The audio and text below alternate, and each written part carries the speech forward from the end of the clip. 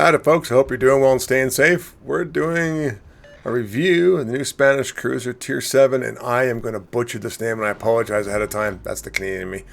Asturias? I'm sorry, I can't pronounce it, so I apologize. I'm not Spanish. Always wanted to go to Spain and Portugal. I have not. So, Tier 5, Tier 6, I like so far. Tier 5 and Tier 6 are like the equivalent of the South American line that just happened with the cruisers. Tier 7 and 8, spoiler alert, not so much. I got some things I need to tell you about this. It's got a gimmick with the F key, but I really want to get into it. And hey, by the way, I do appreciate everyone supporting this channel. It's fantastic. If you could, smash the subscribe button and hit the like button. Please, it really does help the channel. The more likes I get, the more videos get recommended. Like the other day, video on how to kill subs with RPF.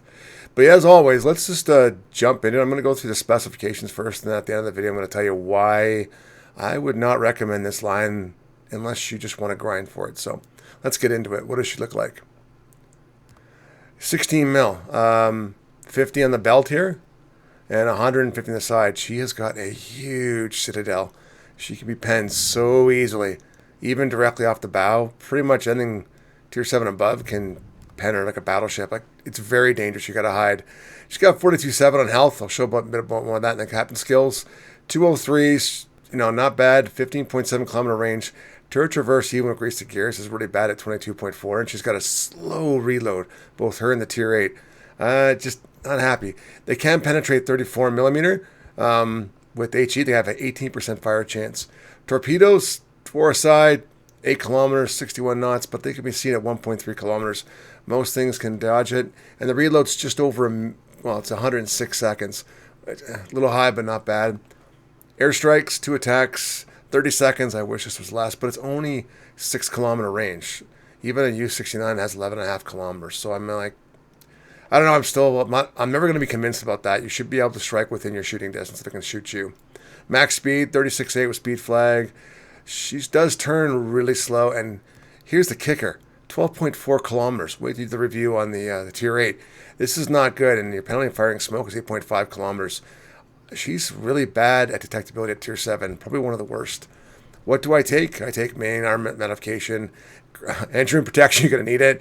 Aiming modification, you're going to need it. And I take propulsion modification to hopefully juke and jive.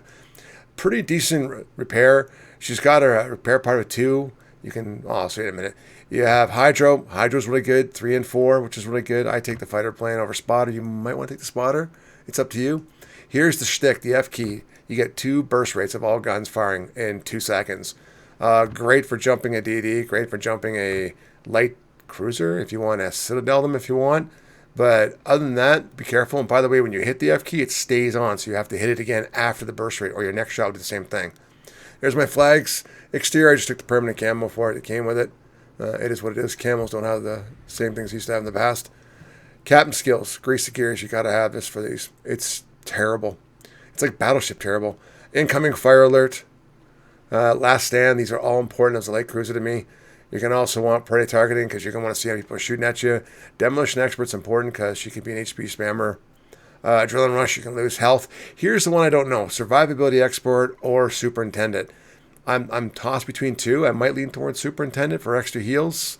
I don't know. It's up to you guys. But either one's good, I think. Concealment as well. You need this on this boat. And because of subs, this is now on the light cruiser lines. It's becoming standard with me. I'm going to use RPF on everything. That is extremely important to me. I think it's a complete must personally. So overall, with the Tier 7 and Tier 8, but I'll get one tier the next review. But Tier 7, do I like the line? The short answer is yes. It's a lot harder to play than, say, the South American line. So if you want to start somewhere, I would go for the South American line. I have all the way to Tier 10, and I love them, and they're good brawlers. These boats are not brawlers. They're meant to be proverbial HE spammers. And when you have a teammate like the Schultz on the right on my top mini-map who just went around to go hunt the aircraft carrier and didn't help in this side, it gets really hard to play it when people aren't doing their proverbial roles. The torpedoes are mostly for like zoning and whatnot, I would say. But overall, I mean, if I had to give it, I'd say it's a 50-50 line. So am I going to go past Tier 8? No, I don't think so. Not unless I want to. But it's not bad. And the F key, it does help a lot. But you guys let me know in the comments. Are you going to go for this line now that it's out of early access? I'm kind of curious. I'm kind of ho-hum on this one. So that's how I would say it. Anyway, Look down to your left if you want to learn a little bit more of how to kill destroyers in a new way, or sorry, kill subs in a new way. Click on that. But as always, take care, stay safe, and bye for now.